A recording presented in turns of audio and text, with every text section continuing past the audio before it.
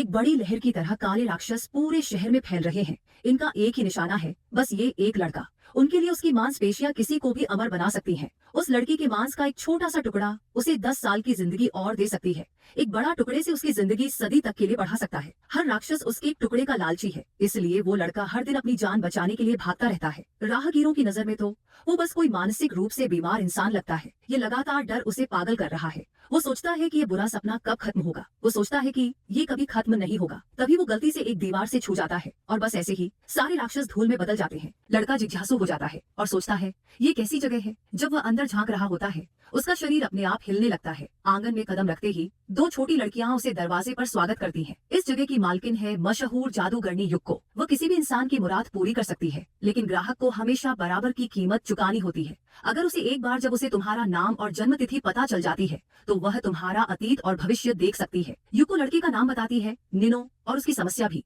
उसे हमेशा भूत प्रेत का डर सताता रहता है। ये उसके खून में है, जो एक वंशानुगत शाप है। उनकी पहली मुलाकात में ही निनो के सारे राज खुल जाते हैं। उसकी जेब घड़ी पढ़ाई के बदले में ले ली जाती है। निनो शिकायत करना चाहता है, लेकिन युको कहती है कि भूत प्रेत से छुटकारा पाना वो एक अलग सौदा है और उसकी कीमत है उसकी जादुई दुकान में काम करना, ताकि वो कर्ज चुका सके। युको की रहस्यमयता निनो को वहीं रहकर देखता रहने पर मजबूर कर देती है और इसी तरह निनो दुकान का कर्मचारी बन जाता है। नए मेंबर के जश्न के लिए निनो को ड्रिंकिंग बड़ी लेने के लिए स्टोरेज रूम भेजा गया, लेकिन कौन रहता है ऐसी जगह में।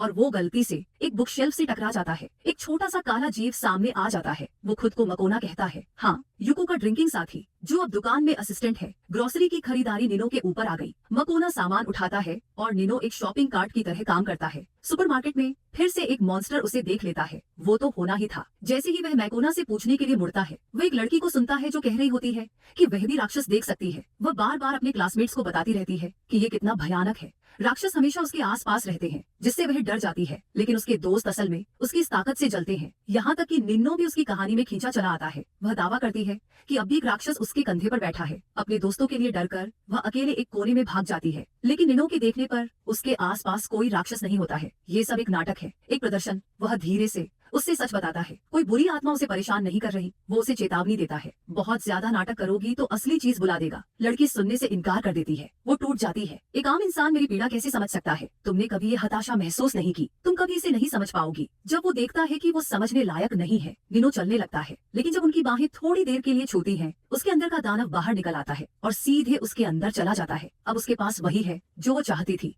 एक असली दानव, पूरा खुद की। और निनो समझ गया कि युको का मतलब क्या था। श्राप से आजादी मतलब उसे किसी और पर थोप देना। अगर तुम निन्नो होते तो क्या तुम वो कीमत चुकाने को तैयार होते?